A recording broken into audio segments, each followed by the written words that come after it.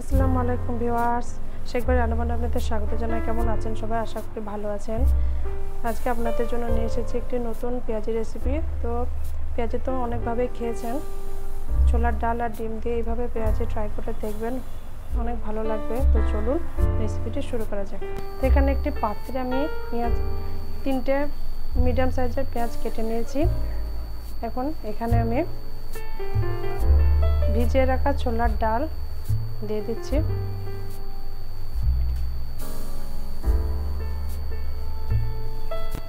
এখন একটা ডিম আমি ভেঙে নিয়েছি, এই ডিমের হাফ আমি এখানে দিয়ে দিচ্ছি।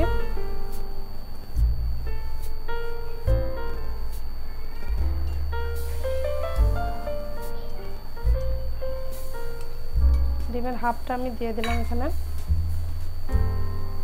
হাফ কাপ বেসন এখানে দিয়ে দিচ্ছি।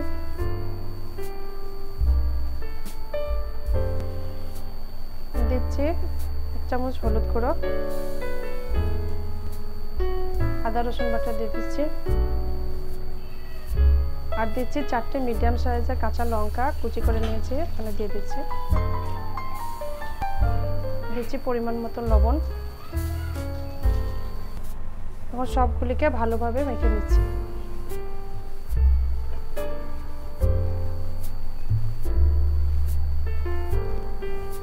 তো আমার সবগুলি ভালোভাবে মেখে নিয়েছি। এখন আমি পেঁয়াজগুলোকে এক একে তেলে ভেজে নেব।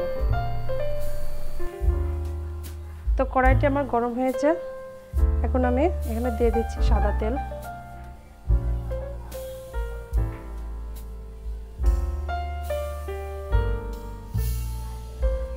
তেলটা আমার গরম হয়ে গেছে, এখন একে একে পেঁয়াজগুলো আমি তেলে দিয়ে দেবো। তার আগে এখানে আমি সামান্য একটু ম্যাগি মশলা দিয়ে দিচ্ছি। ম্যাগি মশলাটা দেওয়ার কারণে এটা আরও অনেক মজার হবে খেতে। তো ম্যাগি মশলাটাকে আমি ভালোভাবে মিশিয়ে নিচ্ছি। তো একে একে পেঁয়াজগুলো আমি এখন দিয়ে দিচ্ছি।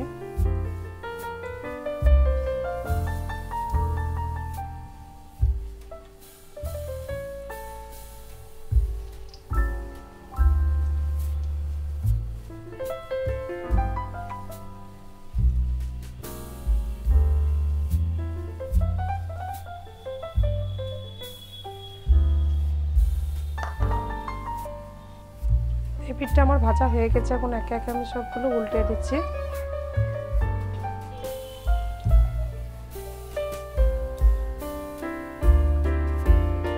পেঁয়াজগুলো কিন্তু মিডিয়াম টু লো আঁচে ভাজতে হবে।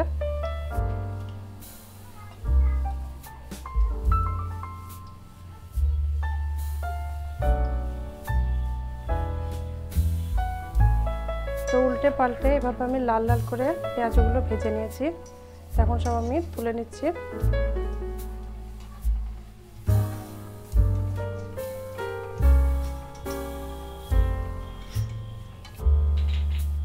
এইভাবে সবগুলো আমি ভেজে নিই।